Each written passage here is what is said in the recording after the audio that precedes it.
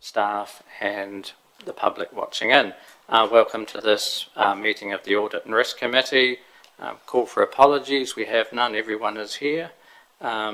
Extraordinary business, I know of none. No. Declarations of interest?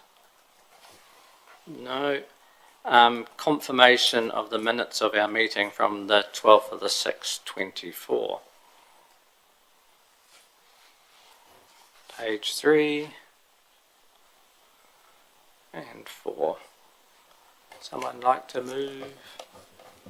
I'll move them, Russell. Thank you. Councillor Cameron, Councillor McMillan. I'll second. Thank you. All those in favour, please say aye. Carried. Thank you. Okay. Move on to item 5 on page 5. The Building Consent Authority audit. I'm not going to go through page by page.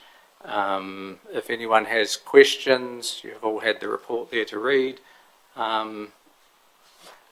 Jane is there to answer them for you. So, are there any questions of the report?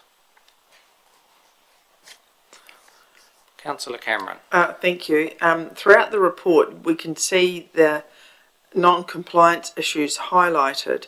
In the summary, and I've just got to get it up, which takes longer because I went back to look at the minutes.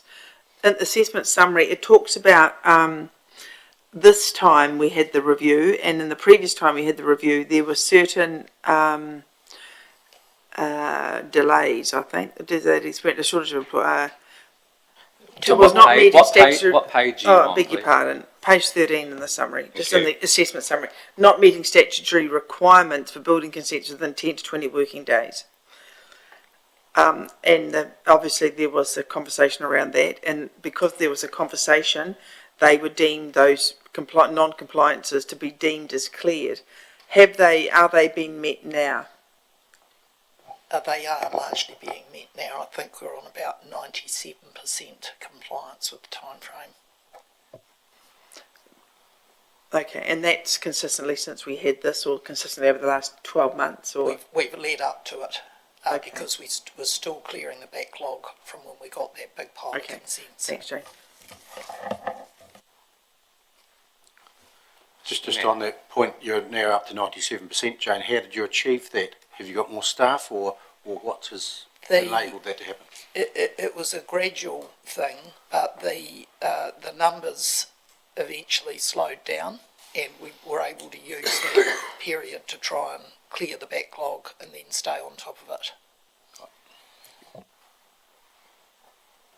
Any further questions, councillors?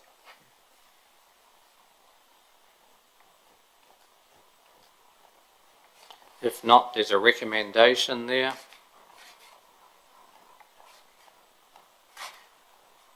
Page 5. Someone like to move? Councillor Brahm, Councillor Wilson. Any further questions? Councillor Cameron. Discussion. Are we in discussion? No questions, so I can ask a question. I can make it a question. When we read feedback from our building community, they comment that there has been inconsistencies between building assessors and other things. Has that been talked about as a group, and is that sort of aligned now? If you've moved and seconded something, aren't I supposed to go away? yes. Well, you didn't tell us to go away. Yeah. You said Well, any sorry. questions. Yeah. So I was following the chair. No. Well, you're in discussion now, so Yep. am I meant to be talking? Well, you can. Why don't you talk? Yeah, Jane? I will let you answer that question. Sorry, Carolyn, can you ask again? When we read feedback from some of our building community, they mention inconsistencies in different decisions depending on which building inspector comes to visit and gives feedback, which I'm sure is natural because all rules can be interpreted. Do you have regular discussions within your group so that the whole team is aligned as to what's acceptable, what's not acceptable, what you're looking for there? It's through you, Mr. Chair. That's a problem throughout the country, obviously, and it can be as big a problem in planning as it can be in building, because even when you've got rules, different people read things different ways. That's part of what the accreditation is also aimed at. So you have to have all of your processes really well documented, and if you change any of the processes, that has to be documented as well. And you have to be able to demonstrate that is all the changes are maintained in a register and that all staff are aware of those. So every effort is made to keep people consistent, but I don't think anybody could put their hand on their heart and say you're always going to get the whole team interpret something the same way. They do have weekly meetings. One of the really good advantages of where we're sitting now in this building is that the team's all together, so the processes will overhear each other's conversations, so that helps. So yeah, every effort is made, but I don't think you'd ever get 100% on that, to be fair. Thank you, Jane. Thank you for that. Any further debate?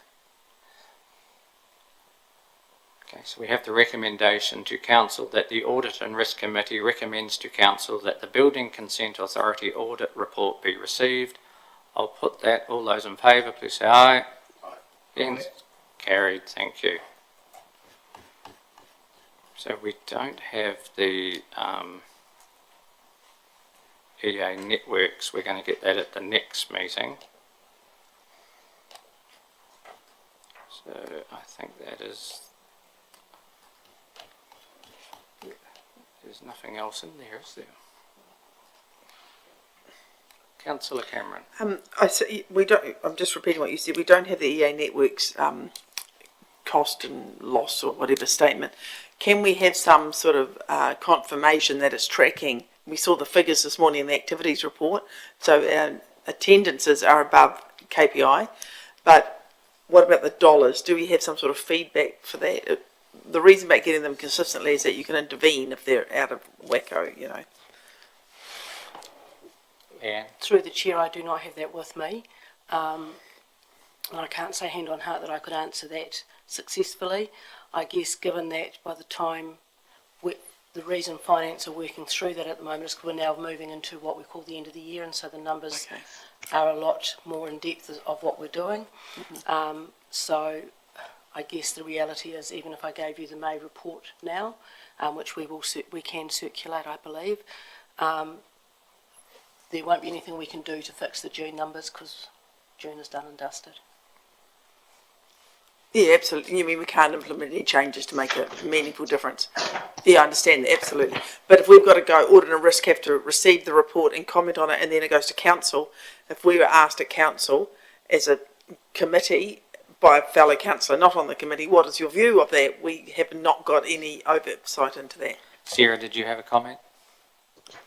Yes, I can press send on the May report right away if that's of value.